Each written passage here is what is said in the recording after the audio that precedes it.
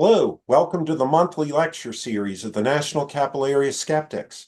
I'm Scott Snell, the current president, live streaming from the Washington, D.C. area. The National Capital Area Skeptics is a nonprofit educational and scientific membership organization that promotes critical thinking and scientific understanding. We've been hosting these monthly events, free and open to the public, since our founding in 1987. Our specialty is publicizing information and perspectives that have been marginalized or outright ignored by most of the news media and publishers. As you may already know, the typical method that the news media and publishers use to sustain false narratives is to omit important information or perspectives. Their motive may be as simple as dangling clickbait to attract more readers and thus more advertising revenue, or as complex as promoting wish fulfillment distortions of reality. We're going to take on one of those myths today, the myth of the so-called reliable witness of an unidentified flying object, the witness who is so capable of accurate and complete observation and memory recall that his testimony and, most importantly, interpretation of what he saw could be taken at face value. Our speaker today can shatter this illusion for us. He's Steve Lundquist, who works in the program management office of an aerospace defense contractor. Formerly a U.S. Air Force pilot, he retired at the rank of major. In October 1999, then Captain Lundquist was at the controls of his aircraft when he and his crew sighted something. Let's hear his story. Ladies and gentlemen, joining us from the Granite State, New Hampshire, USA, Steve Lundquist. Thank you very much, Scott, and good afternoon or morning from wherever you may be. I'd like to just dive right into this. As Scott mentioned, would you believe me? Am I a competent witness? As we are all aware, the media does love to trot out military pilots because we are so well trained. Our observations are trustworthy. We just know what we are talking about. We've seen this time and time again, particularly with the latest batch of these videos that were released by the New York Times. We couldn't be wrong. We know what we see, and we can reliably identify what these things are. So a little bit about me then. U.S. Air Force officer. I've had a 20-year career in the Air Force. I did a lot of stuff. I have a top secret clearance. I even had an interim Yankee White, which is one of the highest levels of trust and information access that you can have within the United States Department of Defense and the government. I'm one of them. I know stuff. I've even been involved in a program called Cogent Figure. What exactly that does is still classified. However, it means that I have had access to seeing the performance of all of the latest and greatest top secret military aircraft development programs. If it's an aircraft that we are developing and we're introducing great new performance capabilities, I'd know about it. As Scott mentioned, I'm a pilot.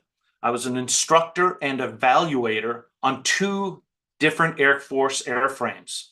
I've also flown many civilian aircraft and have many type ratings, plus other military aircraft that are high performance or just, have different performance characteristics. And I have flown all over the world, from the Northern Hemisphere to the Southern Hemisphere, all over the Middle East, Africa, South America, Asia. My experience in flying and seeing all of the things that you can see throughout the world is relatively unparalleled compared to most other aviators. As I say, I have more hours than many airline pilots do. In addition, in the military, we fly different things. We do things that most civilian pilots don't get to do. For instance, air refueling.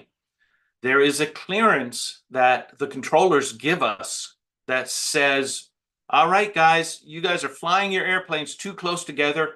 We don't want to have anything to do with this. So the military accepts responsibility for the separation of aircraft. And even then, we touch, which is something that most airplanes don't do. We are experienced in seeing the other airplane and performing a rendezvous with that aircraft, even to the point where we may be flying without any lights and we have to use our night vision goggles or other types of instrumentation in order to get together and then pass fuel. These types of experiences make us uniquely qualified for identifying which aircraft it is that we want to get close and personal with, and how to get to it, and understanding how far away they are and what direction they're traveling and kind of what they are actually doing in the sky.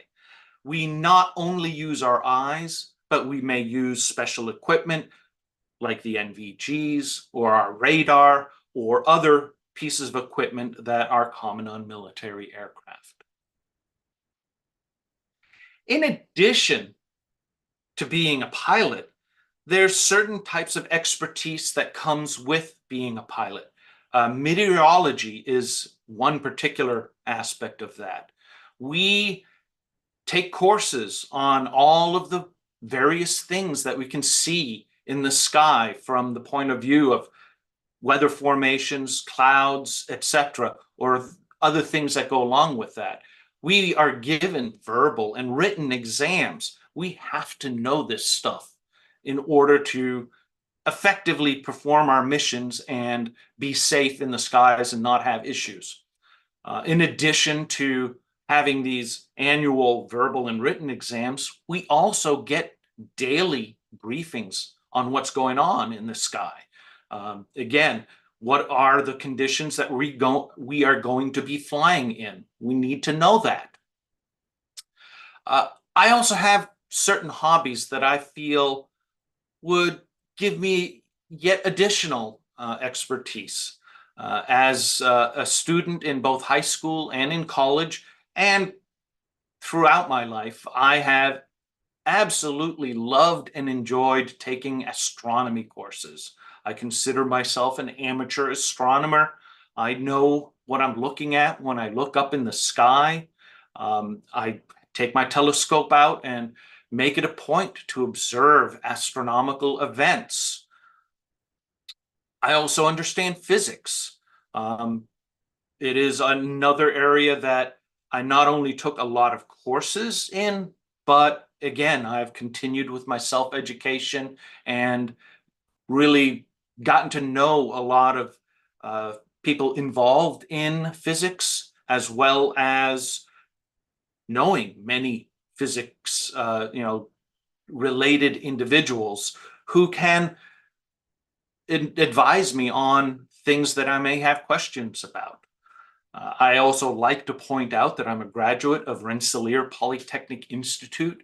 It is one of the major technological and engineering institutions in the United States.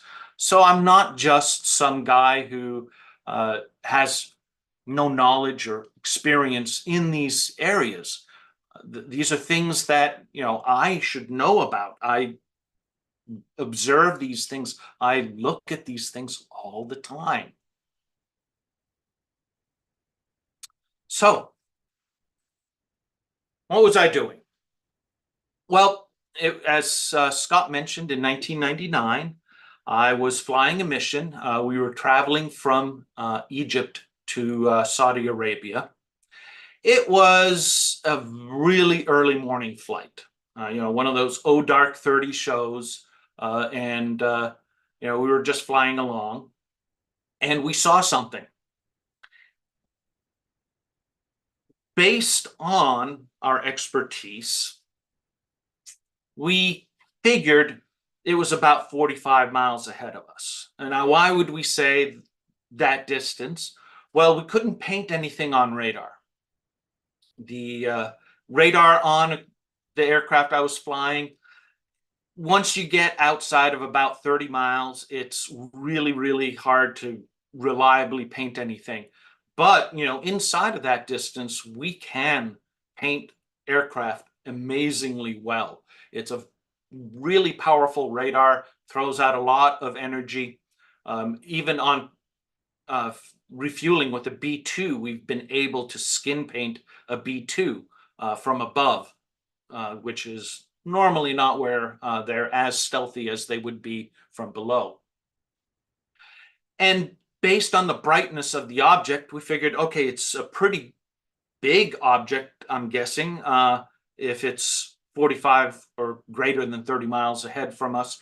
And, a C-5 or C-17 or some other larger type aircraft, even a commercial airliner, that put it at about 45 miles, just based on the brightness.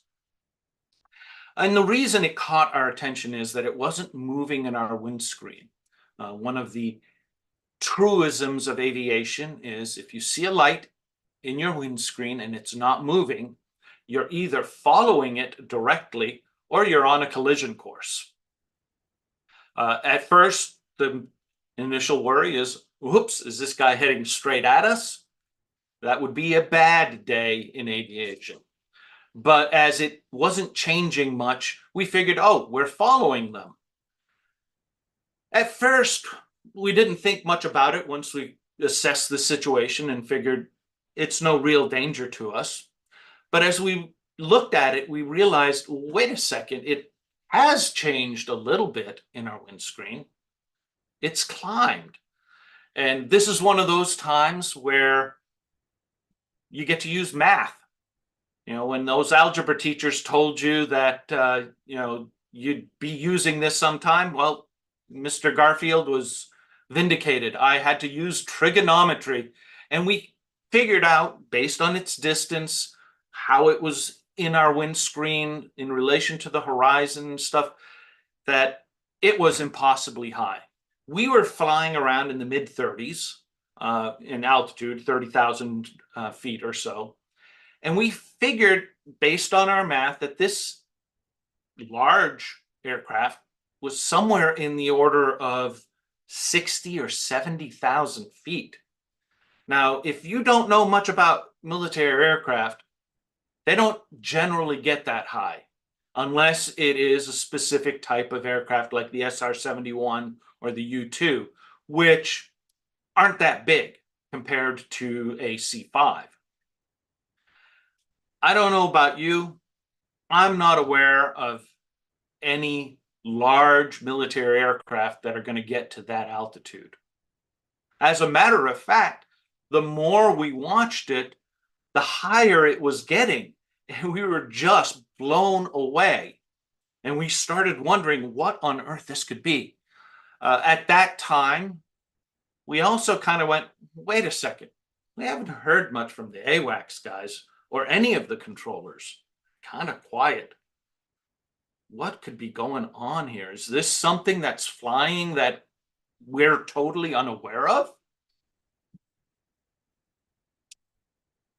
As we started thinking about this more, we were kind of racking our brain trying to think of, well, is there anything else that, we are aware of within the arsenal of US or even foreign powers that can do something like this, that is that size? And we were coming up blank. We were very, very confused. So what was it?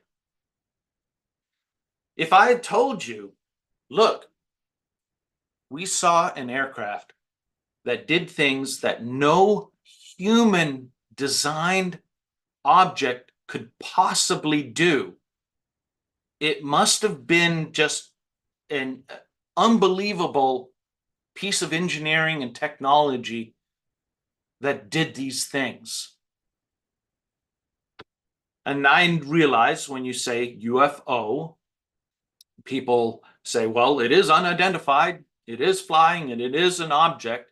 And as soon as you put some other characteristics to it, maybe it is unidentified. Do I say that it was something not of human origin that was flying in the sky up there that night? Hard questions to answer. Let me take a little sidetrack here. Our brains, we're always trying to make sense of data. We see things. As I mentioned, we've been taught as pilots that if you have a light in your windscreen that isn't moving, you are on a collision course. Maybe we are preconditioned to be expecting to see something and have certain attributes. With that framework in mind, we may know better, but our brains will still lead us down a primrose path for us to make some sort of a mistake. And there are thousands of examples that you can look up or even experience from yourself. Understand, human beings, we evolved on the plains at an altitude of our eyeballs at about 5 to 6 feet and moving at, a couple miles an hour as we walk. And our current world, where we are at 30,000 feet, moving 500 miles an hour inside a machine, burning the remains of prehistoric beings in order to achieve these extreme velocities and altitudes, may confound our senses, or may, like I said, give us the initial lizard brain warning signal that we have to have. I'm on a collision course, and then we focus on that. And there's many, many other reasons why we would make mistakes, from preconceived biases, from just not understanding what you really are seeing, or your eyeballs not understanding the depth and dimension of what it is that you're seeing and applying its own sort of frame of reference to those things. And when you attempt to question those things and the data doesn't either match up or gives you other pieces of information, you incorporate that into what it is that you're seeing and experiencing. So what was it? Well, we thought about it a little bit more. And while I, for one, would love nothing more than to find actual concrete evidence of a being or a vehicle that is not of human manufacture, I had to be honest with myself. And we eventually figured out that it was a planet that we were observing as we were flying through the sky. This has happened to many, many people. Often, a pilot friend of mine that I was talking to just a couple months back actually initiated evasive maneuvers because he saw Venus and thought it was a light from an approaching aircraft. But if I had gone and filed a report and tried to get on CNN with Wolf Blitzer or somebody like that talking about this unknown vehicle that obviously wasn't human made, would I have been taken as a competent witness? Would my level of expertise and knowledge have lent credibility to that story? I think we should all take a moment and pause and reflect and understand the fact that most pilots and most experts can still be wrong. We can still make simple mistakes, especially when we should know better. Understanding these instances of your brain trying to make sense of things that it's expecting to see when it's seeing something that really isn't within that expectation can lead you to making these mistakes. I realize that this particular portion of the talk is relatively short, But I wanted to follow up with a couple of things that Scott created from a sky and telescope. I mentioned this was in October of 1999. Unfortunately, I don't remember the exact date. You know, I've gone many, many years since the event happened. And as we all know, our recollections aren't necessarily the best. So you can see from this sky and telescope guide that, yep, Venus is up there. Should have known. Facing east, as if you were heading from Egypt to Saudi Arabia. And as you go through the month, you get Venus in different locations in the sky, but it's going to be right there in your face as a very bright object. And that's really all I have to talk about on this specific instance. I would love to hear questions from people. Again, I will warn you, human recollection is not the best, but I would love to be able to share more of my experiences and perhaps answer any questions that anyone may have. All right. Thank you, Steve. Our first question came in pretty quickly, and it was from your Air Force photo. And they asked what this colorful patch was, and I speculated that they were talking about your U.S. Air Force ribbons. Is that correct? That is correct. That would be what we affectionately call fruit salad. All right. Most of those represent achievements or specific things that one has done in the Air Force.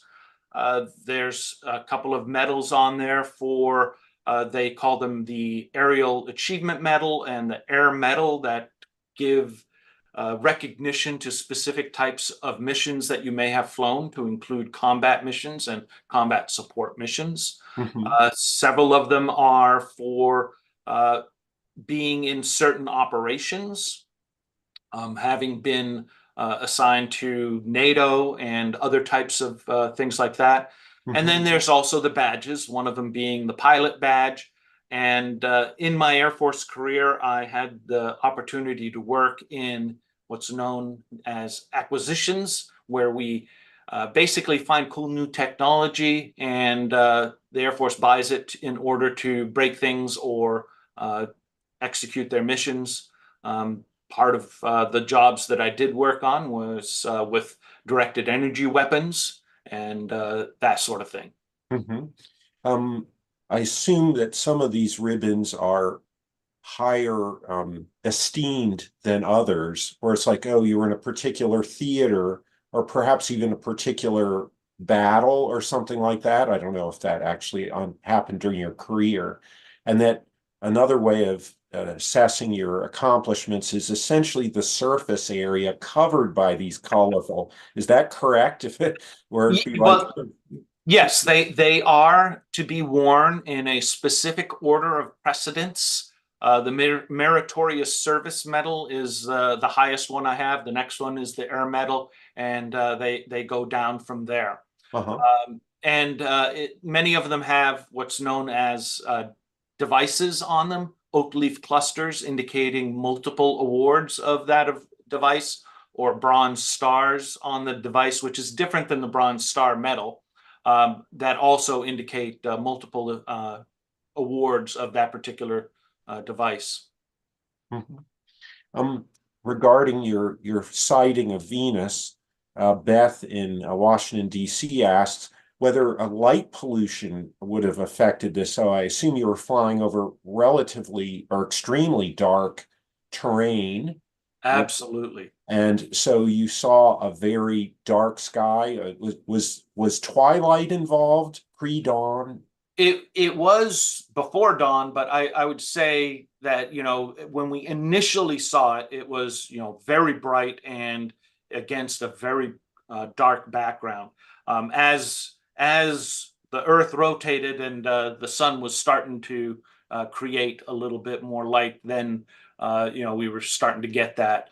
But yeah, the brightness of Venus at that particular point was, you know, it was not like, a star and just pixels. It was something that was an object that we were resolving to be of some size. And given that we couldn't paint it on radar, that was why we said, it's further away than what our radar would be. And that gave us the indication that, well, it's far away and really, really bright, so it's big. Mhm. There is a bit of a risk, or maybe I'm not speaking accurately, but you were judging a nighttime object in terms of size and distance based on luminosity. Yes, Is that correct? And that is fraught with risk of absolutely. misapprehension. I'm dipping into my thesaurus here. I guess what are your thoughts about that sort of, if you could go back in time, or was it a lesson learned? You were already a pretty experienced pilot at that point. Is that correct? Yes, yeah. So at that point, I had been an evaluator in the KC-135, as well as an instructor pilot and a receiver instructor, and all those fun, cool things that you get to do in military aircraft. And yes, there is a bit of a lesson learned in that, you know, doing that luminosity type of judgment of something, which is why we went to our radar. And again, I kind of repeated that the fact that it wasn't moving in our windscreen was the initial danger signal to us that, it's on the same course. Is it heading directly at us, or are we following it, or is it even going away from us? And again, if the luminosity is relatively accurate in terms of aircraft, if you know what size aircraft it could be. I Mhm. mean, it could have been a gargantuan aircraft further than 45 miles away, but again, knowing the size of US aircraft, commercial airliners, our other nations' aircraft, 45 miles seemed to be the most reasonable distance that it could be. Mhm. Um, of course, as it turned out, it was indeed a rather large object, just much further away than 45 miles. Mhm. We have a couple of questions from the well-known skeptic, Rob Palmer, our friend. I guess, is he in New Jersey or Pennsylvania, in that neck of the woods? And he wonders if you've seen the new documentary, the UFO movie They Don't Want You to See. That's Brian Dunning, a production, and I've heard good things about it. I have too. I have not had an opportunity to watch the whole thing, although I have seen a few clips. Actually, I was talking with Brian on a Facebook post a while back, and we Mhm. were like, "No, we should have connected before you made the movie and had an opportunity to Mhm. talk about this." Because again, it is one of those things where someone puts a bunch of credentials out there and they are really impressive, and it's just so hard to imagine that someone could get something that simple that wrong. Mhm. And even in some cases you get sort of the halo effect from people who have certain sets of credentials, that they may start speaking about subjects that they don't even have expertise in and be miserably wrong. Uh, Mhm. but in this particular case, I would say, you know, we were talking about an area where I did have a lot of expertise, both formal, documented, credentialed expertise, as well as, just a general level of knowledge. And yeah, made a Mhm. mistake. Mhm. By the way, our March 2nd online event, similar to this that we're having, is going to be with Brian Dunning, and we're going to be watching the movie ahead of time and then bringing our questions. And would love to have you as one of our online chat participants if you have a chance that day, Saturday, March 2nd, and apparently. There was a pilot interviewed in this movie on this very subject that you're presenting today. By the way, Rob said, "Hey, I'm up in New Jersey," and his second question was, the well-known physicist. He gets a lot of online and screen time, Michio Kaku. And that might be the right response, although maybe some of our participants are like, oh, why laugh at this person? But he does have a history of sensational and maybe not clearly grounded beliefs, or it's like, hey, why don't we look at some prosaic explanations first before spending perhaps a lot of money on these far out ideas? I'll give a quick example. During an ABC Peter Jennings, I guess, documentary, although it had a lot of inaccuracies in it. Back in 2005, he was interviewed and said, it's time for us to finally scientifically study UFOs. And it's like, hold on, sir. The University of Colorado, led by physicist Edward Condon, did conduct this on behalf of a United States Air Force contract back in the 1960s. And so at least mention that that has been done before, and here's why we need to do it again, rather than just saying, oh, it's time for us to scientifically study. And that's sort of his, sort of glossing over things to get to these kind of maybe sensational. I was just going to say that. Yeah, it's kind of the clickbait of visual media. And I think there's another aspect here that I'd like to talk a little bit about. Sure. A lot of people bring up the fact, hey, the United States Air Force and the military in general has, spent a lot of time and effort and money to study these amazing phenomenon. Project Blue Book being a perfect example of that. Yes.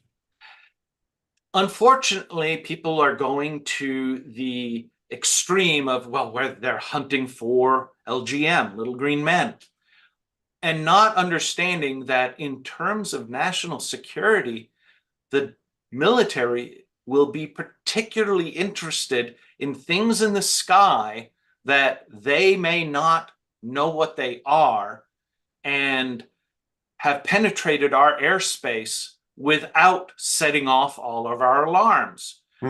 If a foreign power has that capability, we'd like to know about it, figure out how we can perhaps mitigate that. And in every single case that they did come up with some sort of an explanation, it was very mundane and very well understood in hindsight. In some cases, again, you're going to have to be comfortable with some ambiguity. They couldn't with certainty say that it was X, Y, or Z, but I think they could with certainty say that it wasn't an aircraft. So it could have been most any other natural phenomenon. To then take that next step, though, to say, well, they can't explain it, therefore it must be this other outlandish claim of alien beings or whatnot, would make that kind of violate the natural order of simplicity that one should be applying when evaluating claims. They're introducing yet another variable of something that is incredibly improbable compared to, gee, our brain just got it wrong. The people who saw it got it wrong. And there's all these studies and instances of just the total unreliableness of eyewitnesses to even mundane events. Two people describing a car accident will be totally different. And if you ask them with certain prompt words, that will change their narrative entirely. So sometimes when I do talk about this event, I always kind of have to take a step back and make sure, am I recounting my event even with what really happened? Am I maybe perhaps conflating two events? Is my memory of my memory of my retelling of my memory of this event that happened so long ago, even that reliable? Right. We're all victims of the way our brains store and process memories. It's Mhm. not like we have a little DVR in our heads. It's a reconstruction every time you go through and tell this same story. Yeah, actually, that feeds into my question about what happened after the part of the story you've just told. You landed your plane, and did you have to file any sort of report or documentation of any sort? Well, we figured it out in the air that we were looking at Venus.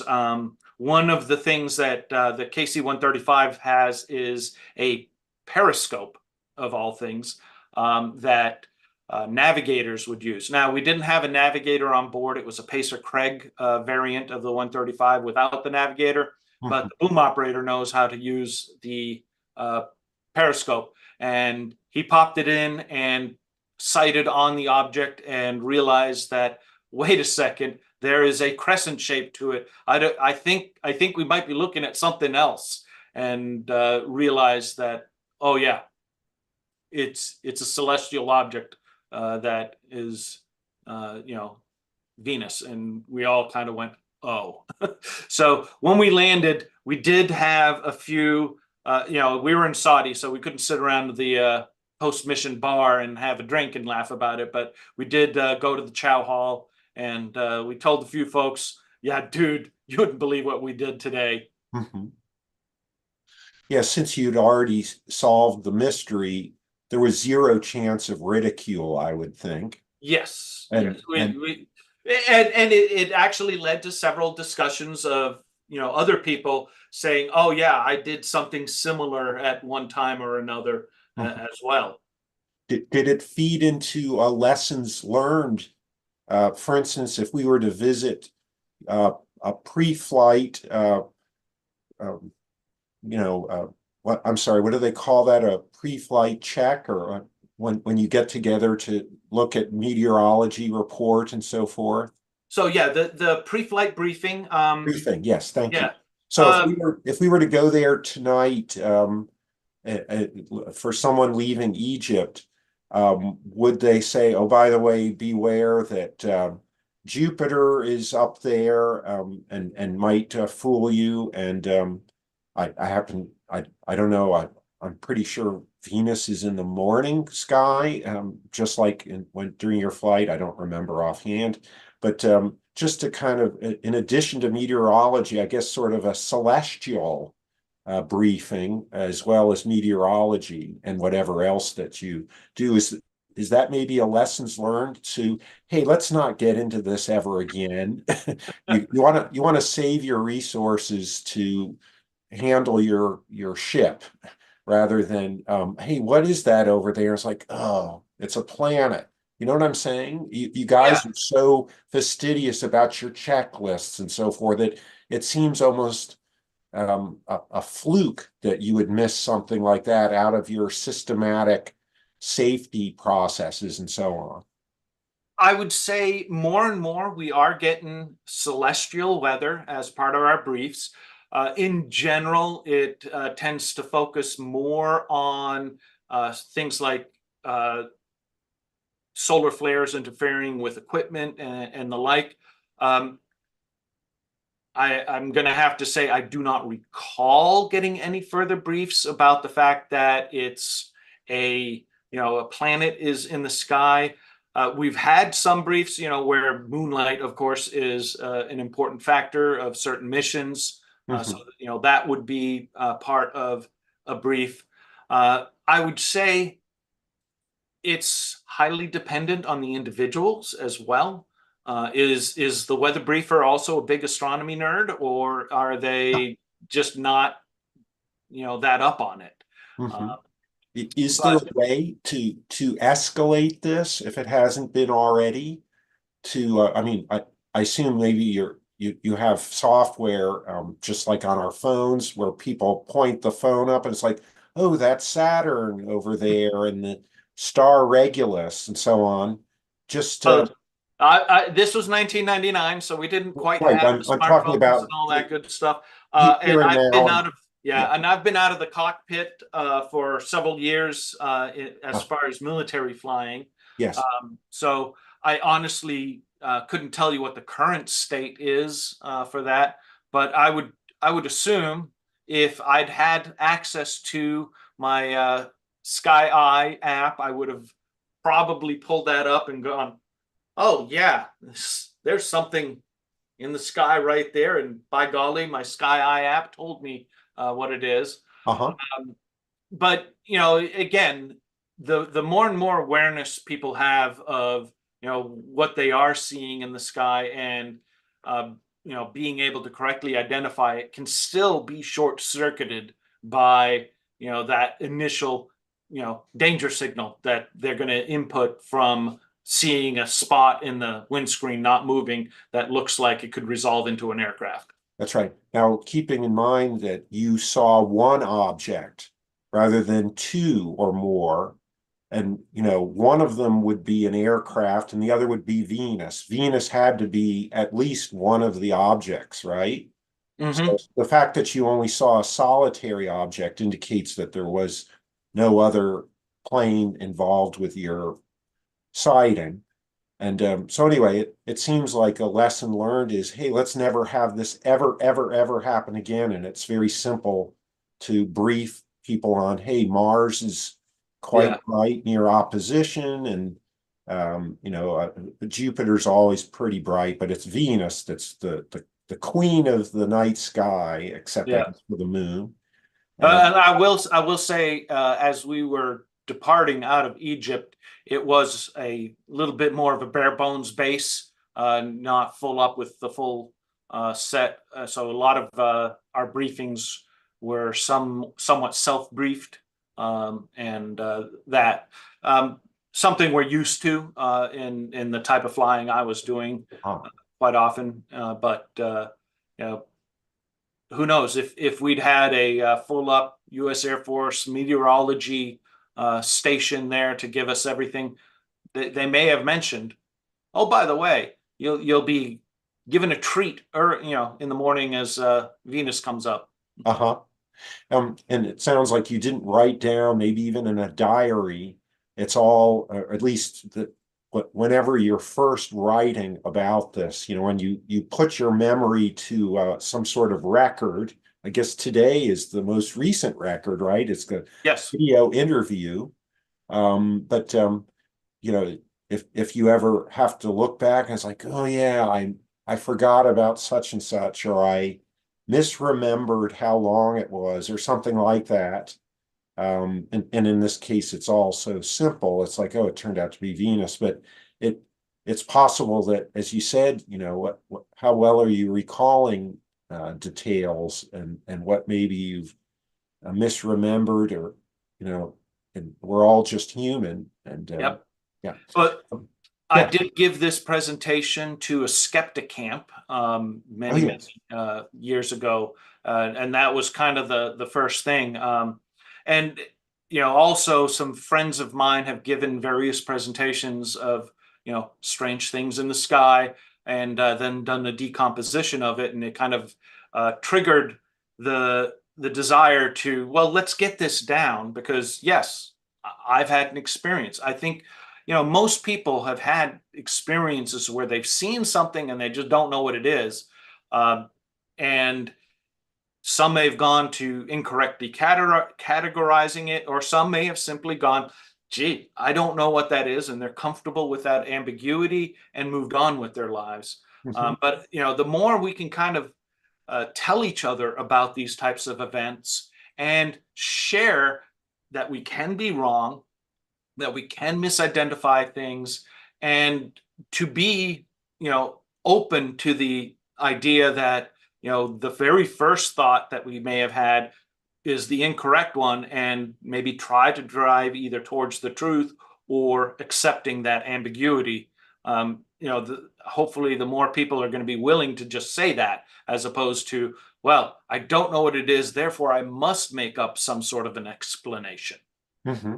By the way, you had your encounter with Venus that night, and you apparently hadn't encountered it um, for a while. And I was wondering, was there anything, may not remember, but was there anything unusual about your flight? Or it's like, oh yeah, we don't typically fly at night back then, or oh dark 30. What was Night flying, yeah, night flying is common. That's we are creatures of the night quite often. The route was unusual. We had a special thing that we had to do in Egypt to go back to Saudi. Normally, our missions in that time and in that location was take off from Saudi and head up over towards Iraq. So that was the one unusual aspect of that particular flight. Flying due east, put Mhm. Venus right in front of you. Absolutely. Okay. Yeah, it's just for anyone that may not be aware, Venus is, rises before the sun in some cases, and it's there for 263 days. I looked it up before this.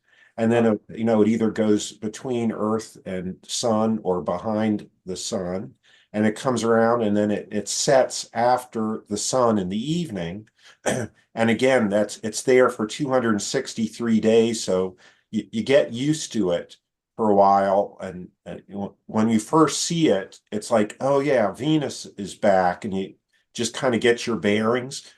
I think you're an amateur astronomer. I am as well. And any other amateur astronomer on here with us would be like, oh yeah, if you're not like thinking about Venus often, you just sort of get used to that it's in the evening, or if you're an early riser, unlike myself, you would be familiar with it in the morning sky. But when you first encounter it, it's like, oh yeah, it must be back wherever it's the evening or morning. So in a way, we all have that experience of, hey, oh yeah, that's right, Venus must be back, and you had that in your cockpit rather Yes, than in the backyard or something like that. exactly. Um, Listen, I'll scoop up a couple questions here, and then I did want to kind of come in on a different flight path. Shouldn't bring up weird metaphors, but Walter Rowe out in Woodbridge, Virginia, when you were observing this object, did you come to the conclusion, hey, this has got to be self-luminous if inside Earth's atmosphere? I don't know what sort of lighting planes might have that could mimic Venus at a particular range. Yes, we definitely thought it was self-luminous, and many aircraft have different types of lights that are, either on the wing root, on the wing tips, certain things. We have nav lights, we have beacons, etc. Mhm. Um, it's not normal for a lot of aircraft to be flying with some of these lights on, but it's not unheard of. Especially if you're going to be flying in an area where you want to be seen, particularly if there's military operations going on around. The darker the airplane is, the more of a threat that aircraft may be to other folks. So, one of the things that you do is make yourself visible. Mhm. Um, and in that particular region of the world, it's not as much air traffic control by ground controllers. We have an aircraft called AWACS that usually does a lot of the control, particularly of the military traffic. Mhm. So but they can also see the civilian traffic and advise the military aircraft that, oh yeah, this person's there, that person's there, and Mhm. just be aware of the fact, which again, to our mood setting, AWACS had been really quiet. It was not a lot going on up in the sky at that particular time. If So I, that's if I understand correctly, AWACS are other aircraft with radar that to give you an excellent view of what's going on, and Yep, rather than being a ground air control system like we have at our airports and so forth. exactly. Um, and I did want to ask something that surprised me in your written description after the skeptics talk you gave a number of years ago. You said, and from the apparent luminosity, it even seemed to be pulling away. So that surprised me because Venus would have presented, I would think, a constant luminosity unless there might be intervening um, mist or something like that, although I don't know if that would happen at your altitude. well, high sand and clouds, but also the sun was starting to come up. Ah, right. Okay. All right. I have to say that I didn't get that. And so that aspect completely solves that question. Yeah. You thought you were pacing it or on a collision course because it was on changing, but then as the light was coming up, sunlight, you might have interpreted it as, well, that's interesting. Would that imply that it was pulling out ahead of you, or that Yeah, the luminosity was, apparently decreasing. right, or the And, sunlight was and making again, it less because bright? we were thinking it was a self-illuminating object. Yes. And also keep in mind, the initial thought of, is it collision course or are we pacing it, was when we first saw it. And then when we couldn't paint it on radar and had given it a couple, it was really just, maybe 30 seconds of thought. Okay, it's not on radar. It's, if it was a small object and close, it would have gone by us. If it's a large object and still heading towards us, even in that short amount of time, we'd have it in our radar. And okay, yeah, it hasn't done that. So yeah, we're pacing it. Don't think about it anymore. And Mhm. but then looking back again, going, well, wait, what's it doing now? Mhm.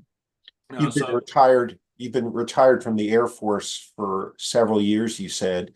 Um, Looking at it now, do you have an opinion about the All Domain Anomaly Resolution Office, or ARROW? In a way, you've sort of touched on, that it's national security. Hey, what might this be? We've got to figure these out for yeah, our, yeah. But yeah, it's not. I mean, it's nothing too cosmic, as it were. It's just, we're interested in knowing what the other guys are doing as well.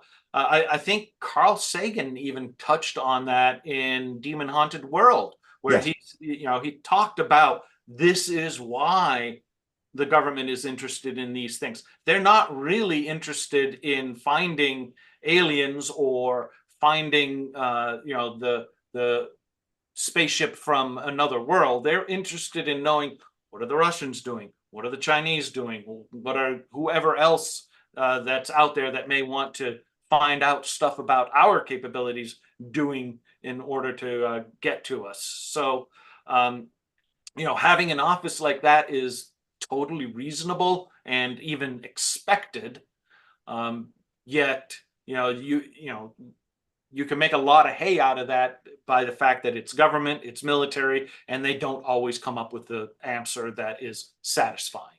Right. And you've held national security clearances, and so you have insights into, hey, we have to keep our capabilities and resources you know secret from potential adversaries.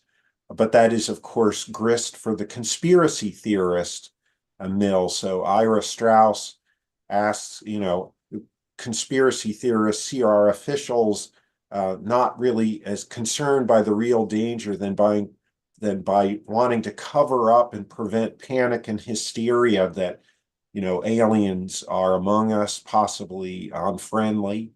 And what are your thoughts about how this is being framed, in terms of government cover up, not to protect us against, or China or Russia or something like that, but an extraterrestrial um,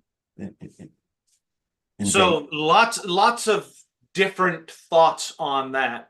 First of all, anybody who thinks that you can get large organizations to not give anything, I adore their optimism. They've probably never been a program manager trying to get people to just do the same thing for a week. And yes, there are certain programs that the U.S. government has had that have been very successful. The F-117 development and employment was one such program, but even then, that was a very, very concerted effort, and still people found out about it well before the official release. Mm-hmm. And, as I kind of mentioned earlier, I, for one, would be thrilled to have actual evidence of something like this. And I am sure I am not the only one that has that desire to, be shown something real. And if there was someone within any organization that was really for real covering this up, there would be a spill. And there have been many instances of people who say that yes, the government is covering it up, and their evidence has been, for a charitable term, lacking. It doesn't stand up under scrutiny, nor is it ever really consistent with what their claims are. So, yes, the government doesn't do itself favors by keeping national security secrets from the populace, but there are purposes to that. But in the long run, it's not a sustainable thing. So if this has been going on since the 40s, or pick whatever time frame you want, it would have come out. Your presentation is so on point with there's a well-known book in the field called UFOs, Generals, Pilots, and Government Officials Go on the Record by journalist Leslie Kean, Kean, pronounced Kane. And so much of that is, hey, these very competent witnesses of this type that you've just described yourself, and she seems to not be aware not only of your own type of experience, but also that described scientifically. J. Allen Hynek, as you may know, one of the early astronomers to be professionally investigating UFO cases, Project Blue Book, for example, professor at Ohio State and then later Northwestern University. And he collected so much data, and by his analysis, as he published in 1977, so I looked this up before our talk today, the Hynek report, quote, surprisingly, commercial and military pilots appear to make relatively poor witnesses. And then he puts forward these statistics, it should come as no surprise that the majority of pilot misidentifications were of astronomical objects. So he almost knew that you were going to have, or one of your colleagues would have this type of experience of being surprised by an astronomical object. And again, this seems to inform the idea of, hey, let's improve our pilot training. In fact, there's so many things in addition to planets, as you know, fireballs, bright meteors, auroras, things like that. And thank goodness we have videos of those now. Wonderful. Some of them are beautiful videos. Put that in front of our pilot trainees. It's like, oh, just be advised, here's what you might be seeing while you're up there in the wild blue yonder, or black at night. And just so that they have an idea, you can show them daytime meteors. There's beautiful videos of daytime meteors so that they are also prepared ahead of time for these phenomena, rather than being sort of, challenged potentially in a dangerous way. I forgot to look up, there was an incident several years ago where there was a misunderstanding. The news media seemed to think a pilot was avoiding Venus, but in fact he did recognize it was Venus, but there are actually some skeptics that think this was another case of Venus causing a pilot to take evasive action, but in fact, he was dealing with an airplane and also recognized Venus in the vicinity of that sky he was observing. And I think something that to also consider is the fact that that halo effect that the individual will have. Hey, I'm a pilot, I should know these things, so therefore I can confidently identify them, and not having that intellectual humility that Steve Novella often talks about on Skeptics Guide, where understand, you're still a human, and you're gonna have opportunities to misidentify and make mistakes. Mhm. Again, having it in the briefing, aviation is a very, very complex field. Sometimes we can't cover every single base and every single item that we may be encountering out there. There may be things that are higher on the priority list. Right. If I'm flying, somewhere over, let's say Kosovo, and there's an SA-5 site installed somewhere on a mountaintop, they're going to be like, okay, this is the thing that you're going to be worried about, and we're going to talk about this in great detail, as That's a opposed to, ground-to-air missile, I assume. yes, a surface-to-air missile that is quite lethal. Um, of course, you've described so far your eyes and your brain, as you said, evolved in the 5 foot roughly altitude, dealing at a different altitude.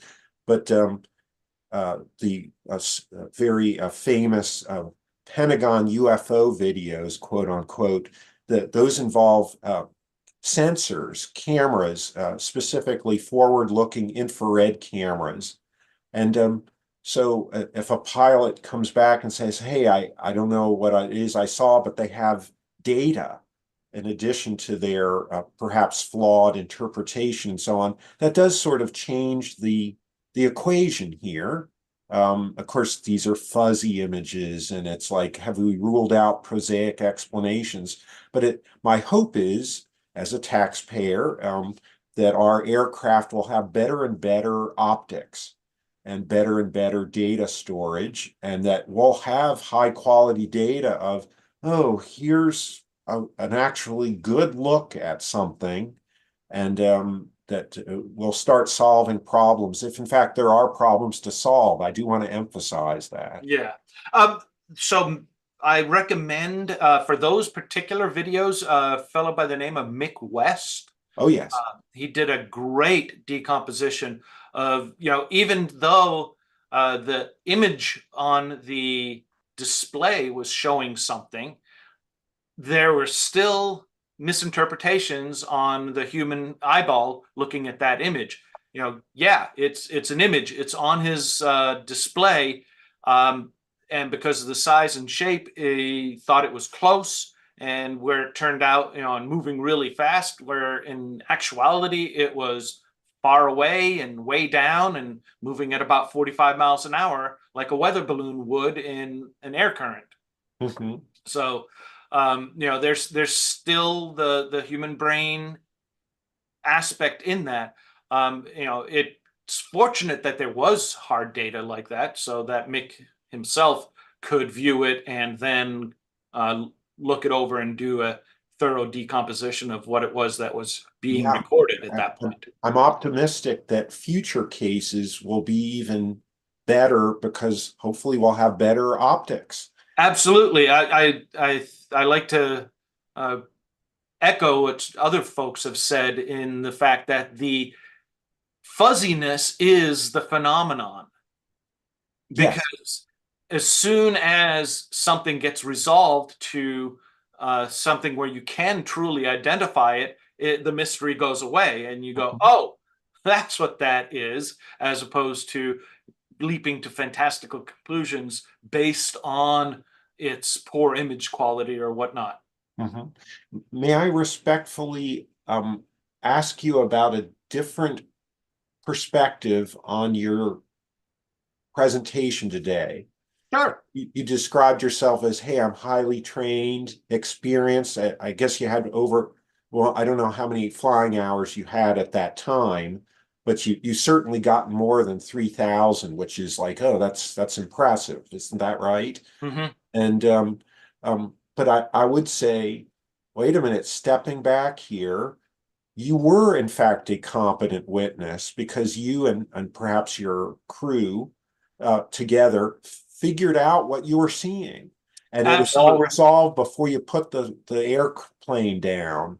So isn't that sort of answering this by saying, oh, yes, you were a competent witness. You figured out what it was, and you didn't file, sort of a flimsy UFO report. You filtered it out accurately before that, but these other people might be comparable to yourself, and they did try to filter it and they didn't succeed, and they landed and filed their UFO, or as it's now rebranded. Just a quick comment, obviously originally flying saucers, rebranded to UFO to try to destigmatize, now rebranded as UAP to try to destigmatize. What will be the new destigmatizer 30 years from now? I don't know. We can speculate. But Yeah. anyway, what are your thoughts about how I've sort of devil's advocate taken on your perspective there? Well, and actually, that's quite appreciated because it was, that additional step that many people don't take to truly question what what it was and what the assumptions were, and to not fill in with uh, just made up from whole cloth explanations, but to definitely think deeper about what it is that you're experiencing in the world. Mhm. Uh, so I wouldn't say, yes, I would say competent witness is part of it, but I think the other part of it is applying skepticism, applying critical thought, Right. taking that next step, having the intellectual humility to recognize that you can be wrong. Don't double down on your wrongness in order to make sense out of it, but Yeah, it admit it. sounds, my conversation with you is very similar to other skeptics, and even in thinking about my own life, where skepticism is a learned skill, and it's a beneficial one. It keeps you from fooling yourself as best you can. In some Hmm. cases, we can't have double blind activities going on around us all the time. Maybe we can get an app for that, right? But it would be wonderful if we could do that type of testing as we go. But we are as fallible, maybe even more so than than even you've discussed today. And And that's, yeah, and that's always been my hope in this presentation is, recognize that you can be wrong, and there is nothing inherently bad about being mistaken or being wrong. right, All too often, it's presented that if someone was wrong about something, changes their mind about something, that is somehow a character flaw or weakness. And mhm, I contend and say, no, that is indeed a strength that you should have. right. And again, it has to be developed typically. I don't know anybody that's like, oh yeah, I had that sort of knack from the beginning. It's an education.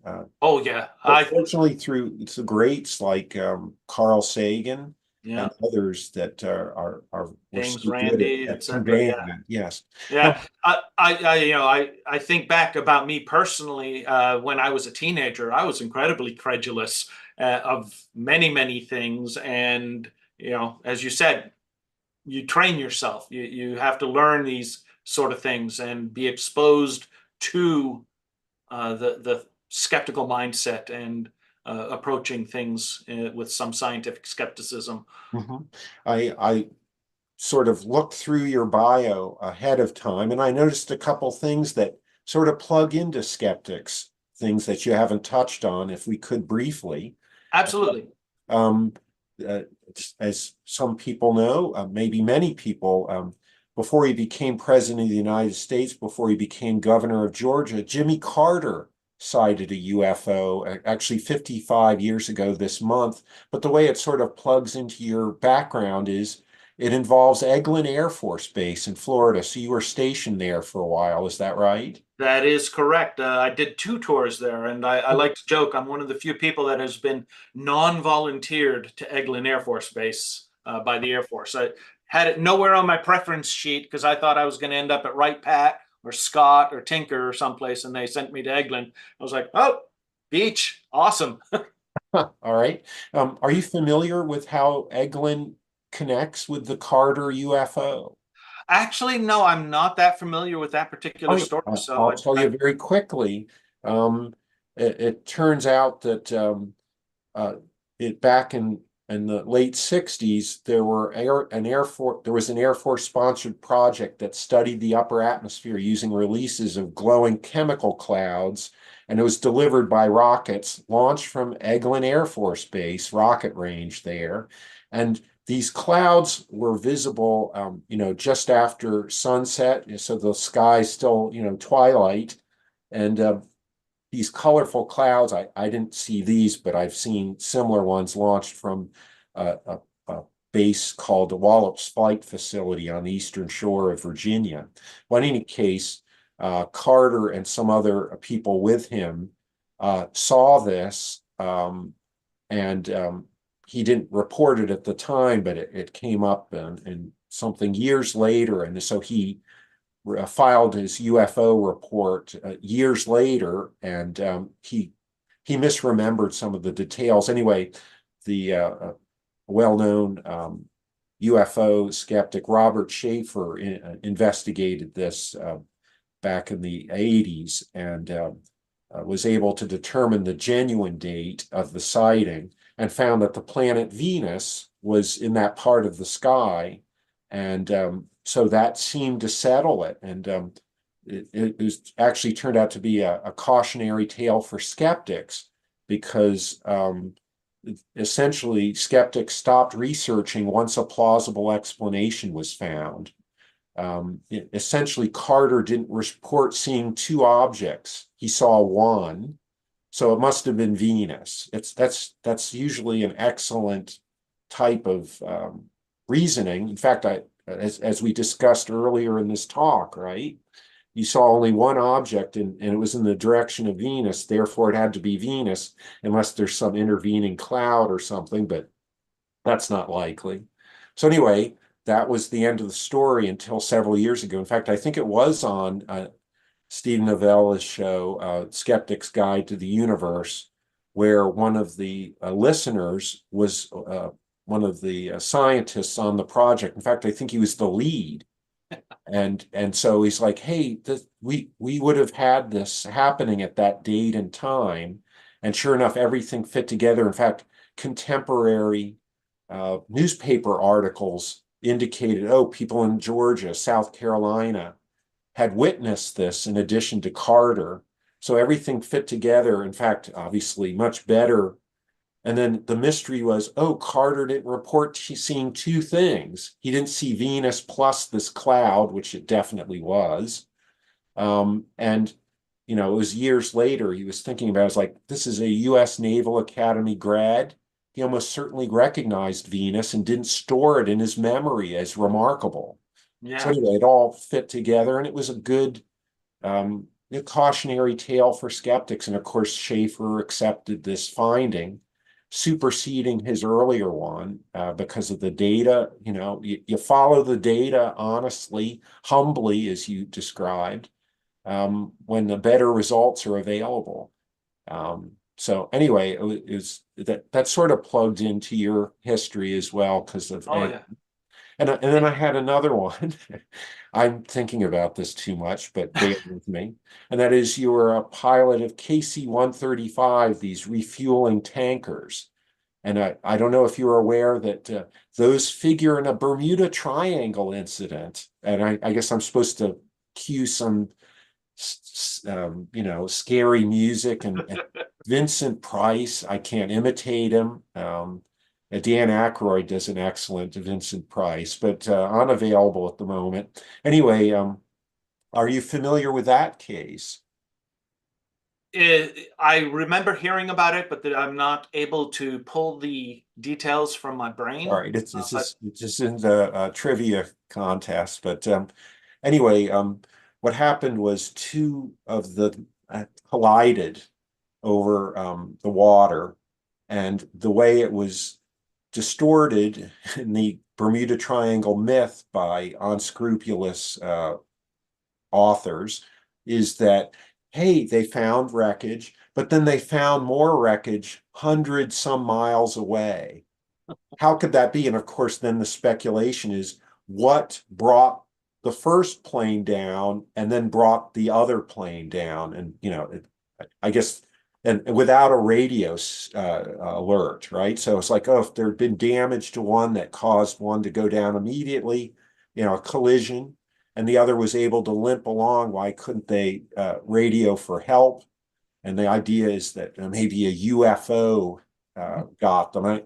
I'm not misremembering that. That's actually how the more sensational authors, and it's speculating, of course, like Eric von Daniken would just phrase it in their speculation in terms of a question, and it isn't an assertion, but it gets your mind going in the wrong direction typically. yeah, Anyway, it turns out the genuine version of this story was they were conducting, air sea rescue, searching and so on, and they found this other thing where it's like, hey, this looks like, and then the ship arrives, so it's visible from the air. Ship arrives, it's like, oh, this has nothing to do with the wreckage. It's just something else that they saw, and these incompetent or unscrupulous authors have said, oh, this is part of the wreckage. And so anyway, those are your two connections to things. When I looked through, it's like, oh, he flew KC-135s. This was like 1963, this yeah. incident. And then the other one is 1969, Eglin rocket launch there. Yeah, it's I've been all over the world, as I mentioned. So there's phenomenon that they have all over the place that could be confusing. So um, I'm sure there's a story about everything at just about any place. I know one place that I've been that has lots of fantastical stories is South Korea, just because again there's just so much tension there, and they're always sparring back and forth and trying to figure out what each other are doing, and you see all sorts of reconnaissance and imaginative efforts of them trying to figure out things amongst each other that are totally out of the box solutions, Mhm. and it confuses people. Silly things like at high, adhering cell phones to balloons in order to get videos from the DMZ, and a balloon with cell phones taped to it can Yeah. look odd. Mhm. Um, by the way, earlier in your talk, you touched on stealth technology in terms of, it was the top of a B-2 that you were near. Um, and I just want to get your thoughts about something that I don't understand from UFO extraterrestrial proponents, saying that, hey, some of these are perhaps alien vehicles. And that is some of the most promoted cases are radar contacts in the 1950s. For instance, the Washington, D.C. radar incidents, July of 1952. And it's I wonder, we got stealth technology, I guess, by the 1970s and 80s timeframe. Did we deliver that technology to the aliens so that they could conceal their spacecraft from our radar, or did they not care about being detected by radar? Um, it's a strange thing. The aliens don't have stealth technology, or they don't care about it. There's lots of technology. I don't know if you've heard that recent report about these little spherules that are on the ocean bottom Oh that yes, supposedly Abbey have Road. crashed. Yeah, Yes. Yeah, they're crashed spacecraft, which would mean they're building their spacecraft out of iron.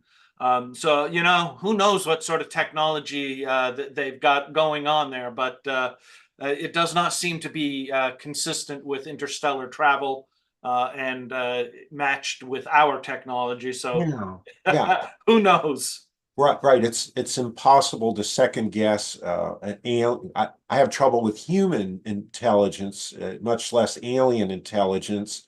And I do suggest, although tentatively, as I said, who knows what aliens are like, but they're probably extremely good problem solvers. And it's like, One would hey, we're think. crashing on this planet. I don't think it rules out the possibility, but it's got to put the hypothesis very far from number one. But or maybe it's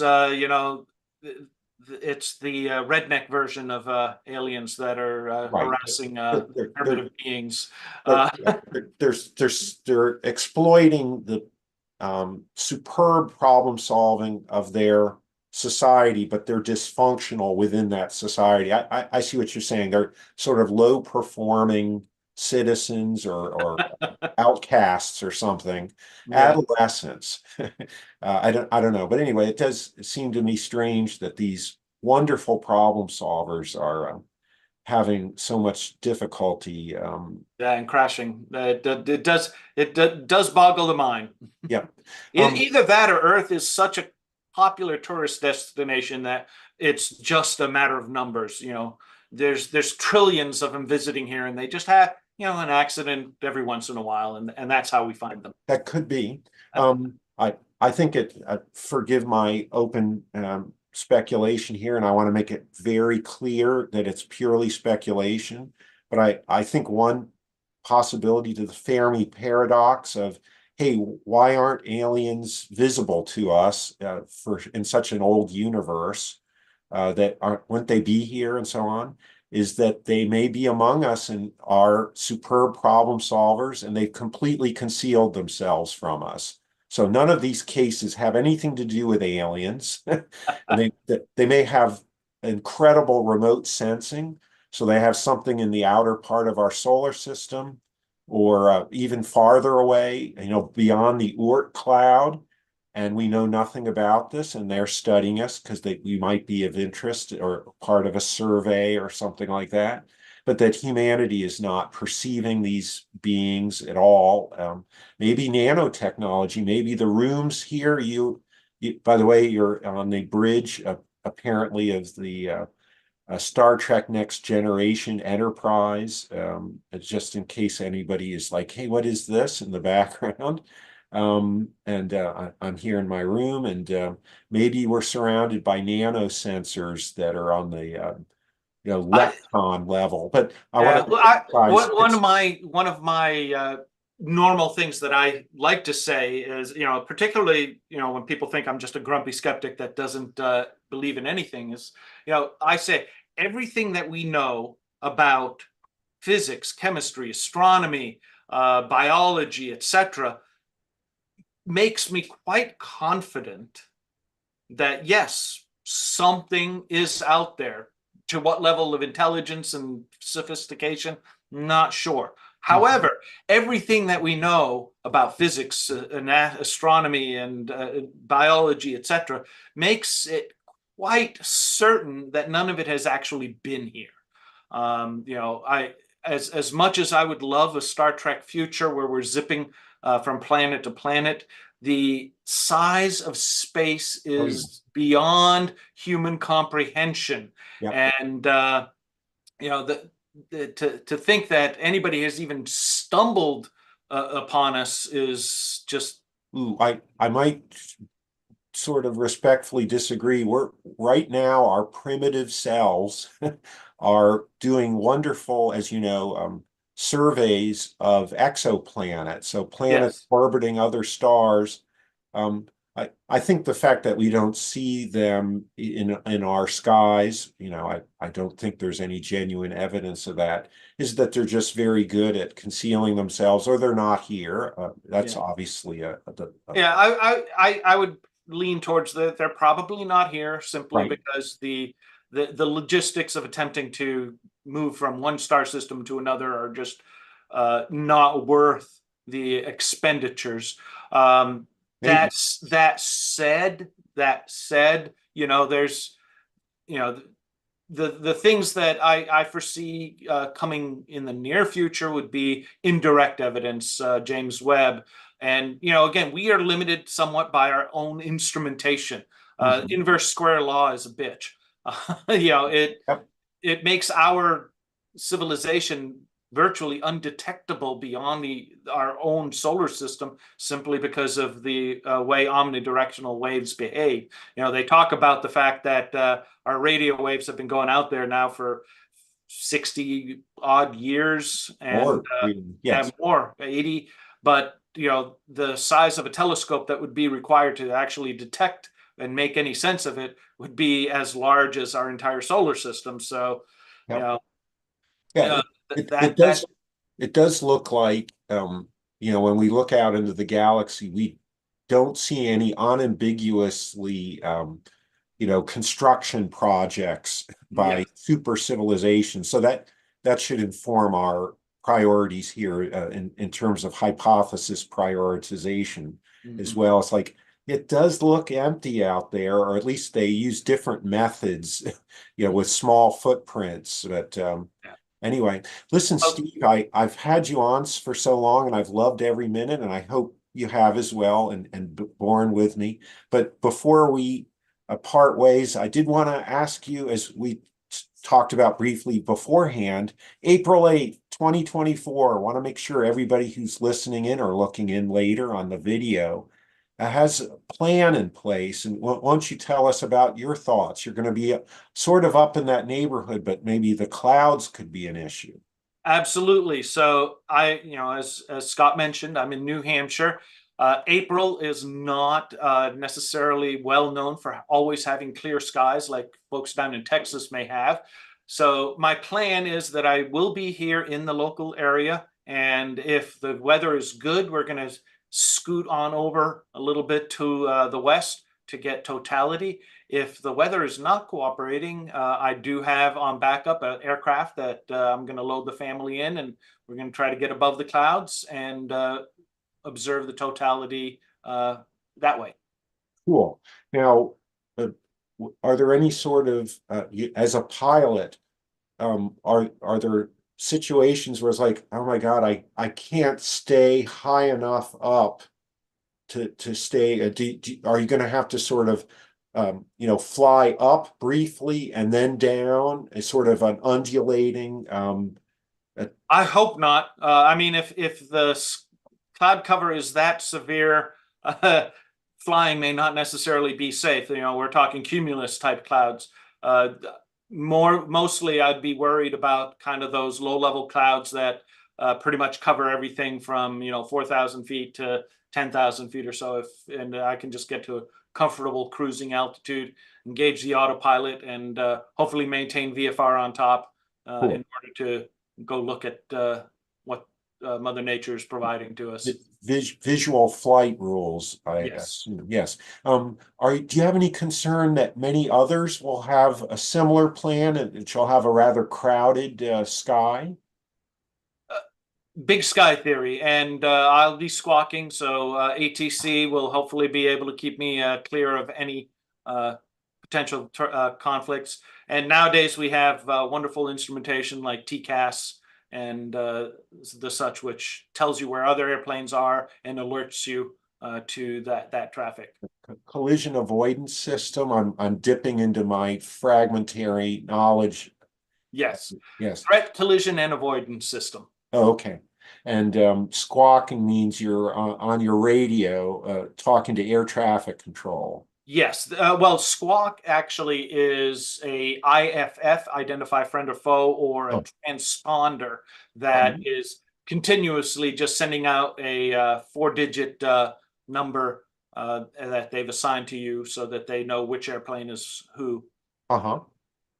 All right. Well, of course, blue skies would be my wish to you and everyone in the United States and Canada. It's going to be up there too. I'm going to be down in the Dallas area to see this. A higher probability the farther south you go, but we're all kind of at the mercy of probabilities that aren't super great. Um, and it's passing over two Major League Baseball parks. I hope plans. I should look. I assume the schedules are out to see if they might have a. It's near opening the start of the season, and that there could be really wonderful public shared experiences for that on that day. And all right. Oh, just real quick. Back in May of 1994, I saw my first annular eclipse. So the sun and moon lined up, but the moon was too far away from Earth to completely cover the sun's disk. And I was up in Buffalo. And in fact, that's when I first met Paul Kurtz and some other people at what's now called the Center for Inquiry. And I ran into him and his wife at the Niagara Falls later. It was like, oh, there you are again. And I wasn't stalking him, I swear. But anyway, he's like, oh, you're up here for the eclipse. And I was like, just as a tourist. No, he knew I worked at Goddard, NASA Goddard. But anyway, I had a plan B similar to yours. I'm not a pilot, but I hired one. So it's like, hey, if it turns out that the clouds are rolling in, can you get me up there? And he agreed, and I don't remember how much I was going to pay him. But anyway, I called him ahead of time. I was like, hey, it looks like we're going to be all right. I won't need your help after all. And then the clouds rolled in, of course. And so I hopped on the back of trucks with consent of the very wonderfully trusting drivers. Hey, you're headed in this direction. Can I ride along with you? And if you want to look at this, you're free to share the glasses with me. And they were afraid to look. The news media told people, hey, don't look at this. Oh, So anyway, it worked, and at central alignment, or maximum eclipse, there was thin cloud cover, but it wasn't opaque. And so I saw this glowing white ring in the sky, and it was, I didn't have my glasses on for a moment. It was a profound, if yeah. it, I didn't injure my eyes with that very brief, don't try this at home. But anyway, it was a wonderful experience, and it did involve sort of your contingency plan. Hopefully you won't need to do it, but that's really cool that you have that in your pocket. And hey, whatever it takes, man, to have these amazing Absolutely. experiences.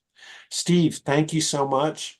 On behalf of the Most National welcome. Thank Capital you. Area Skeptics, I'm Scott Snell, signing off from Greenbelt, Maryland. Our program today was produced by JD Mack. Thanks, JD. And I do want to tell folks, join us again Saturday, February 10th at 1:30 p.m. Eastern Time, right here on our YouTube site, when we're joined by author Peter Grinspoon, MD of Harvard Medical School. He'll present uses and potential harms of psychedelics in medicine. So that's Saturday, February 10 at 1:30 p.m. Eastern. See you then. And thank you again so much, Steve, and blue skies, my friend. Thank you so much for having me. Alrighty, bye-bye. Bye.